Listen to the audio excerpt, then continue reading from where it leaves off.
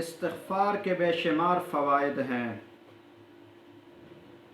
قرآن پاک کی آیت ہے سورہ نوح میں، اعوذ باللہ من الشیطان الرجیم، بسم اللہ الرحمن الرحیم، استغفروا ربکم، اپنے رب سے معافی چاہو، بے شک وہ بہت معاف فرمانے والا ہے۔ جب آپ استغفار کرو گے تو فائدہ کیا ہوگا؟ یرسل السماء علیکم مدرارا، یہ پہلا فائدہ ہے۔ اللہ جل جلالہ موسلادھار بارش آپ کے اوپر برسائیں گے۔ وَيُمْدِدُكُمْ بِأَمْوَالٍ وَبَنِينَ، اللہ جل جلالہ مال اور بچوں کے ذریعے تمہاری مدد کریں گے، مال بھی زیادہ ہوگا، اولاد بھی زیادہ ہوگی۔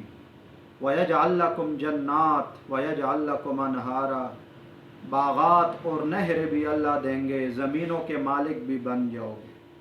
الغرض استغفار کرنے سے بارش کا فائدہ بھی حاصل ہوگا، اور اسی طرح اولاد میں زیادتی بھی ہوگی، مال میں بھی زیادتی ہوگی، اور زمینوں اور جائیدادوں میں بھی زیادتی ہوگی۔ اس کے علاوہ استغفار کرنے سے دل کو ہر وقت سکون رہتا ہے، سکون کی بارش ہوتی ہے، اور ہر وقت انسان خوش رہتا ہے، مسرور حالت میں ہوتا ہے۔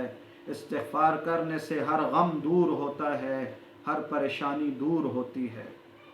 حدیث پاک میں ہے، التائب من الذنب کمن لا ذنب لہ، گناہ سے توبہ کرنے والا ایسا ہے جیسا اس نے گناہ کیا ہی نہ ہو۔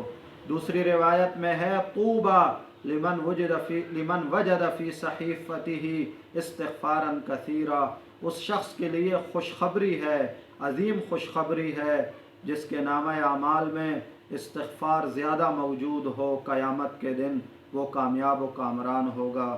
اگر بڑا استغفار کوئی ساتھی نہیں پڑھ سکتا تو استغفر اللہ ربی، یہ مختصر الفاظ بھی پڑھ سکتا ہے، یہ بھی کافی ہیں۔ نئی ویڈیوز حاصل کرنے کے لیے چینل کو لائک اور شیئر کرنا ضروری ہے۔ شکریہ، خدا حافظ۔